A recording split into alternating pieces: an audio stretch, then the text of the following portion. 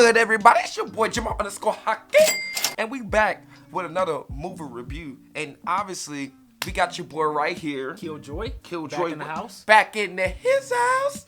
And obviously, you see at the bottom. Today we're doing Ready Player One.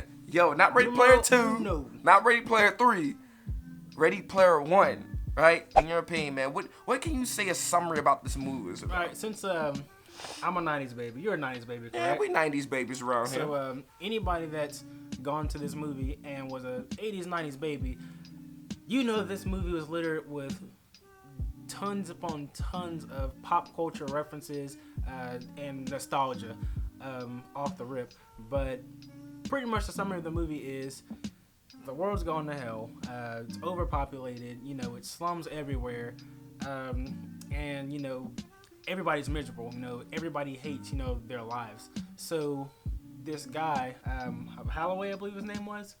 Was that his name? I think so. Oh, the person, the part in the Holloway, yeah. So this guy, James Holloway, I believe, he created this place called the Oasis, which is a virtual reality, kind of like Sword Art Online, if you know any of you guys are into that.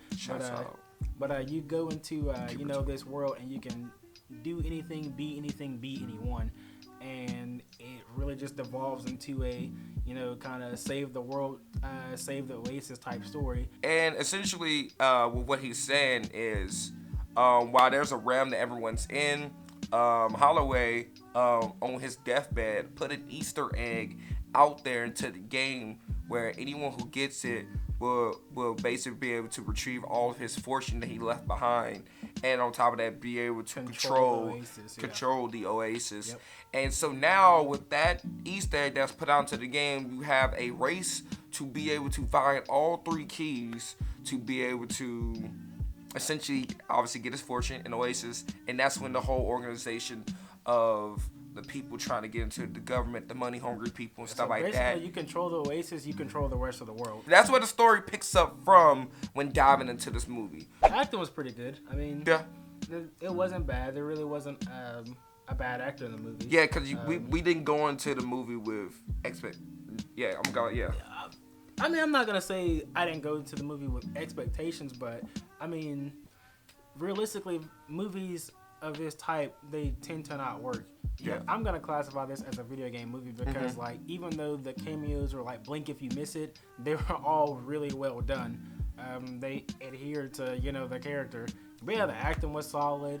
I mean, a good chunk of the movie, the plot was actually, you know, pretty decent. It was actually pretty enjoyable. You know, it wasn't a convoluted, tangled mess. I mean, they went from point A to point B to point C. I mean, it was clear cut and dry. Things that I actually enjoyed about the movie was, of course, we could touch on the homage that they was paying to what's our childhood, or what was childhood for a lot of people. And on top of that, they pay homage to current characters now. So let's just go ahead and throw out, like, Teenage Mutant Ninja Turtles. Those are 80s. Those are still 80s, technically. Yeah, no, I'm talking about just like I'm just throwing out just random characters. Okay. Iron Giant. You had, like, you had even stuff from, like, Overwatch, like Gun. Oh, fire! Dragon's mouth blow to feather. Is it just me, or like when he struck that Gundam pose in the air? Like, did it hit you too? It hit me. Hey, it hit me. I'm Like, not gonna lie, it hit me. I've never had pains like this before. Oh, this is the worst one I ever had, son. But no, I enjoyed the idea of them having, like, a subplot with the romance thing. It wasn't too cheesy. It wasn't like an overkill type thing. It wasn't overbearing. But really, the main thing that really stood out for me was the main homage that they was paying with The Shining. That whole scene that they did, to me, that was the best scene in the movie, to me personally, because it was just like, from watching The Shining, that's a movie you actually have to watch like 2 or 3 times, honestly. You still probably won't get it. And like, it's just crazy. How the Easter eggs, how do you have to discover the Easter eggs? How do you have to find these keys? I like how it was incorporated into the movie. I thought the first Easter egg was pretty clever. Yeah, it was clever. After that, I mean, it did kind of start to devolve into like, you know, everybody was finding, you know, Easter eggs like that. But they was finding Easter eggs like that because people were telling them how to find it. No. I'm not talking about that. I'm talking about, like, I got that. I'm talking about the second and third Easter egg. Like, they completely glossed over. Well, not completely glossed over. Like, how they found the third Easter egg. I feel like they probably did that. For pacing and timing purposes. Yeah. Okay. Got you. We on the same page. We on the same page. I'm just saying, like, they devoted so much time to, you know, this is how they found the first I Easter egg. agree with him then. Now, let's, so there's a lot of things we could talk about that we did like about the movie, but let's roll into some things that we didn't like. Maybe. Now that you bring it up, some keys do need more time based off the type of key it is. Like, once they knew how to get something, and I think it was one of those things with the scroll and them understanding, like, ways of finding the keys. Like, they kind of got used to it. I guess, like, in a video game, for instance, if you find out how to do something or get something, it becomes easier over time. So, like, the first key was really, really good. The second key, like, I actually enjoyed that, too, because that was the whole Shining sequence. That was my favorite part in the entire movie.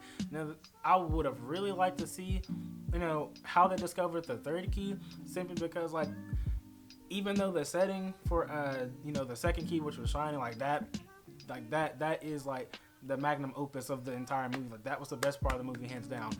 Just the setting of, you know, the third key, like the volcano and the castle. But the setting, I think the setting probably was like, takes away from the actual meaning, because if you remember the meaning was this was the first ever Easter egg, yeah. And like, the setting, like, was so big, and the scope was so massive that, you know, you kind of want to know, like, how did they find this key down here, you know? But I mean, that's just a small nitpick. I mean, watching the movie, I wasn't really at the moment concerned about, you know, how they found the key.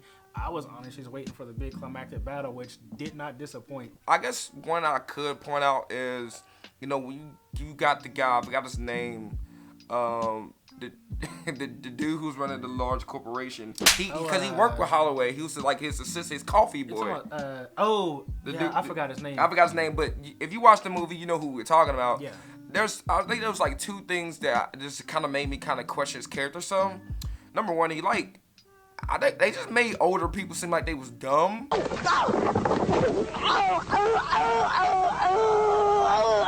Come on, why'd you have your password on your stuff, like? But on top of that, though, what you said, older people being dumb, his aunt and her boyfriend, I hated those characters. Yeah, those are not likable characters. But with that one, well, his step uncle. We're not gonna classify him step as uncle. The dude that was just living there. Dude. Yeah, the dude. Yo, you kind of felt bad that the aunt died, though. See, like, I felt... Yo, they literally was... Yo, hold on. Let me bring that up. Hold on. Now, this is something I actually did not like. So, they set the movie up for you. Like, yo, you will die if you get in the way of us trying to get these keys. Facts. You would hear me. You will physically, not in the virtual reality, you will physically die. You think I'm playing? Kill you, dead. There's no revive. Bruh. And they did that in the movie. So you're like, hold on. They actually killing people? Yes, they were killing people. And yet, when they had ample opportunities to, you know, kill some of these certain characters, they did not. In the other movie, they did not. Ain't this some bullshit? You can say, oh, he has to change your heart. Hold on, man. That's a too short of a time to be having changes of heart. I'm not gonna lie. At the end of the movie, I wanted him to shoot him. I didn't want him to die, but I wanted him to shoot him. And I'm just like, yo, because it would have solidified his heart. Think about how hard he went to get these keys. It's been 84 years. How many years he spent? Think about, because between the time when the keys were first introduced to the movie was a 5 year, so it was like almost like a 5 year plan implementing these things to get the trillions upon money, trillions of dollars. And on top of that, the drones that went in, all this stuff. So he had already killed people. Facts. And you could tell it wasn't something that he didn't mind. It was something. Well, it wasn't him specific, but he had cronies. You know, but he's giving. I'm saying he's giving the shot. He's calling the shots. He's calling the shots. Yeah. So he's still blood is still on his yeah. hands. I mean, like the movie was cliche. I mean, like it went down exactly how I expected it to go down. Like, I knew the heroes were gonna come out on top. True. I knew the villains were gonna lose. But I'm me thinking about it. It's just like, don't introduce the element of death being involved within the film. Undercut it. Exactly. Just to make it seem. Because I want to also feel like, yo, these basically by introducing that, you make it seem like, yo, some of these characters, like in real life, at any given time, you're gonna die for what you believe in. You gonna die standing by your beliefs, and you kind of almost wanna. You don't want them to die, but you want to see it kind of happen. You want to see it get close to that. I guess you can say like that was kind of happening towards the end because in the game because like you put your life into the game. Yeah, okay. You put your life into the game. Like what I really loved about the end of the movie was I forgot the name of the corporation, but they had unlimited resources. So like the huge brawl breaks out.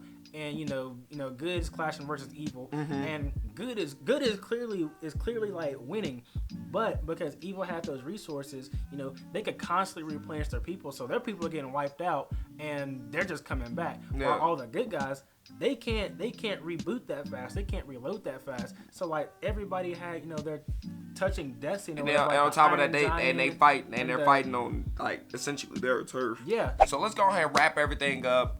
I'll go first or something. Go ahead, wrap it. So I'm gonna give this movie an 8. It hit me, right in the feels. Being a '90s baby, I like that. Being an avid gamer. I love this movie, even though it was cliche. It was another story of good overcoming evil, and it hit all the familiar beats and all the familiar tropes. Ultimately, I love this movie. Another thing that I didn't touch on that I loved was the music for this movie was actually pretty decent too. I was not expecting the musical score to be as good as it was.